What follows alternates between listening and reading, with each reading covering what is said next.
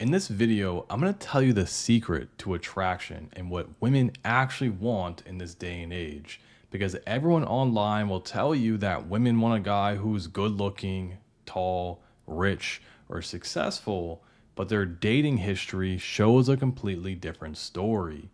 Can those things help you? Sure, but it's not the real trigger of attraction. The primary driver that's going to make her find you irresistible, that will make her want to chase you, obsess over you, and be willing to do anything for you. I'm sure most of you watching this video are not looking to just date a girl. You're looking to get a girl who is obsessed with you. Simply put, you want to drive her wild with desire. And the only way that's going to happen is by using what I call the investment principle.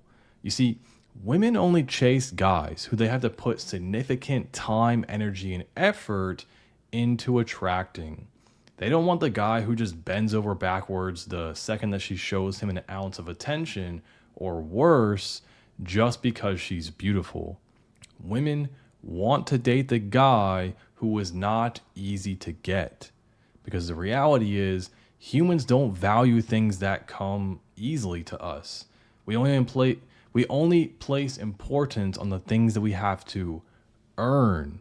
It's the reason why you even care about the career you work, or your trophies, or the achievements that you have in your life, because you actually had to put in work to acquire those things. And dating and relationships are the exact same way, man. Look, I'll tell you a story to illustrate this point. One time when I was 16, my parents bought me my first car. Now, it was not a new, Mercedes, BMW, or Audi. It was just a regular car that we got off Craigslist. Now, funny side note for anyone who remembers buying cars off Craigslist, good times. So anyways, my parents bought me this car, and I did not appreciate that car at all. I didn't wash it, I didn't take care of it, and I made sure I just treated it badly. Like, it was always dirty and I drove it like crap. Naturally, after a few months, I ended up crashing the car. And of course, my parents were like, "We're not going to buy you another car. You just treated this one like crap. Like, you're going to have to work for the next one." So I remember I had to go and get this job as a lifeguard, and I went to the YMCA, and the only shift they had was 4 in the morning, right before I had to go to high school. So I'd wake up at 4 a.m., go to my alarm clock, boom, wake up, go, and sit there and watch people swim laps every day, and it absolutely sucked. And then I would go to work, I'd go to school, and then I would come back, and I was like dead tired every day. I did that for 6 months. And the crazy part was I only got to work 3 hours each of those mornings, and I only got paid $8 an hour. So you can do the math on that. It took me something like 6 months before I had enough money to even buy a car. But finally, I managed to buy a Nissan Altima. The thing was so old that it had a timing chain instead of a timing belt. Now, this car, oh man, this car I treated like gold. It was my prized possession. I washed it every week, I vacuumed it, and I didn't let anyone else drive it. I was so terrified of it getting dirty, and I didn't want to wreck it. And that's why I had it for 2 years until it finally shit the bed and I had to get it maintenance and I had to get a new car. Now the question is, what was the difference between my first car and my second car? Why did I treat why?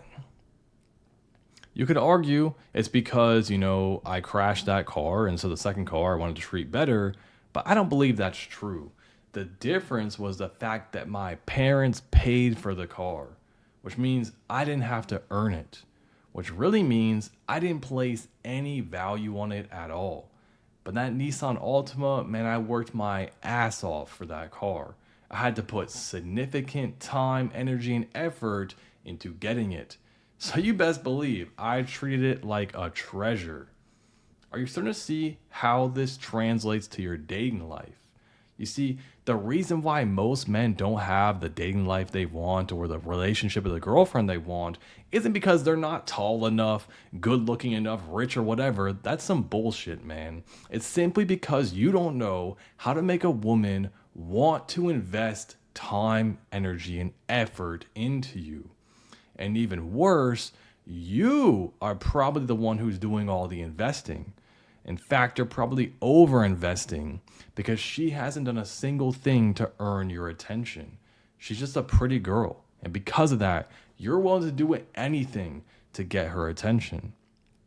Look, I'm not saying you need to be a D-bag or treat women like crap, but what I am saying is you need to learn how to get women excited to invest energy into you.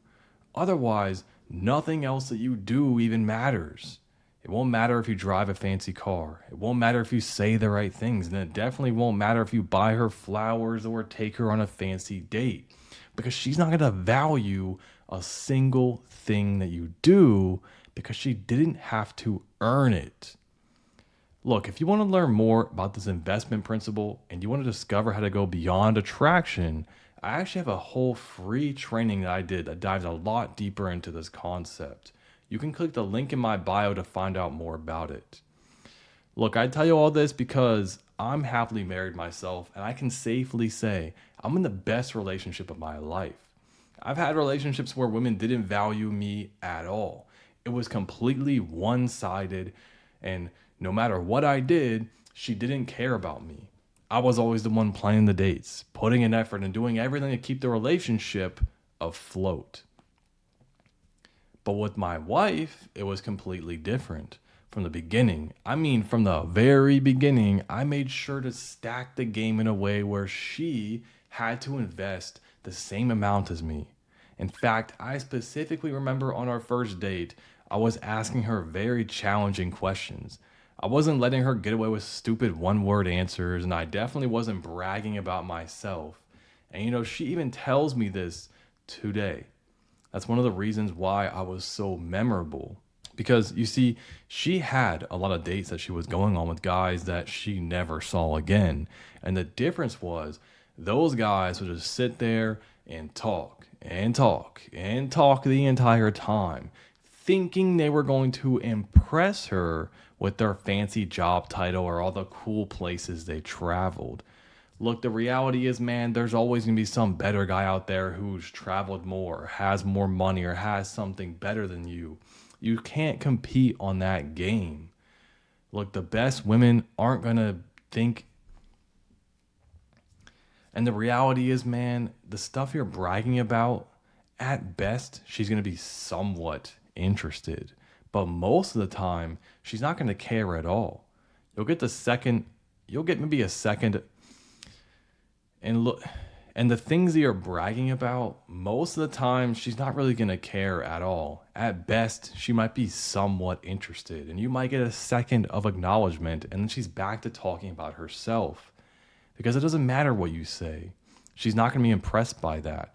The reality is, humans are very selfish. We only really care about ourselves. So why are you sitting there talking about you when she wants to talk about herself? What's a lot better for you to do is to flip the script and get her to be talking a lot more than you, to get her to qualify herself to you, tell you about her and say what's special. Like, I want to get to know the real you and see what you're actually about. That is how the vibe should be.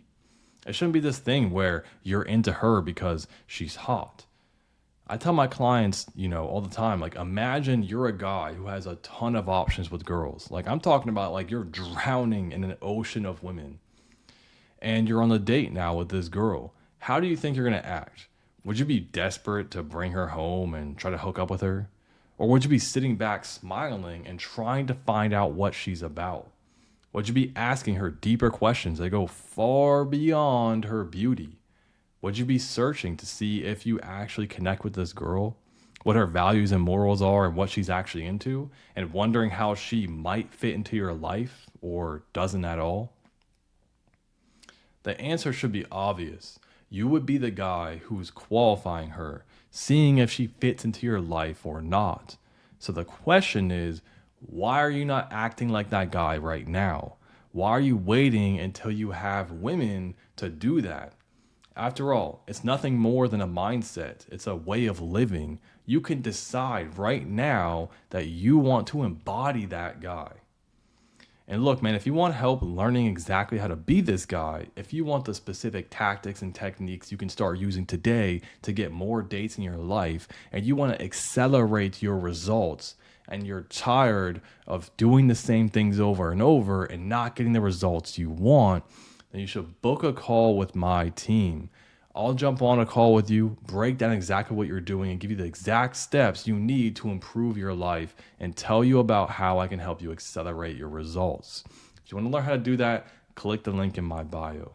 Okay, great. Now, one thing I want you to do to really drill this into your head is I want you to imagine you're sitting at a bar right now, and across the room, you see a guy and a girl on a date.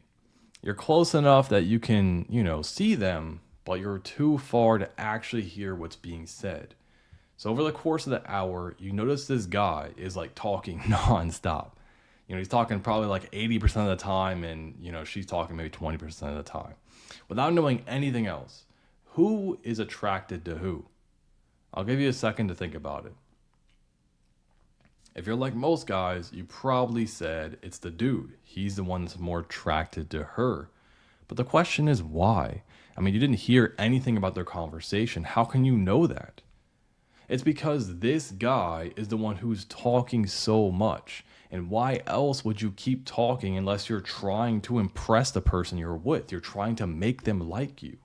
I want to flip the roles there and think about for a second that, okay, maybe she's the one who's doing it.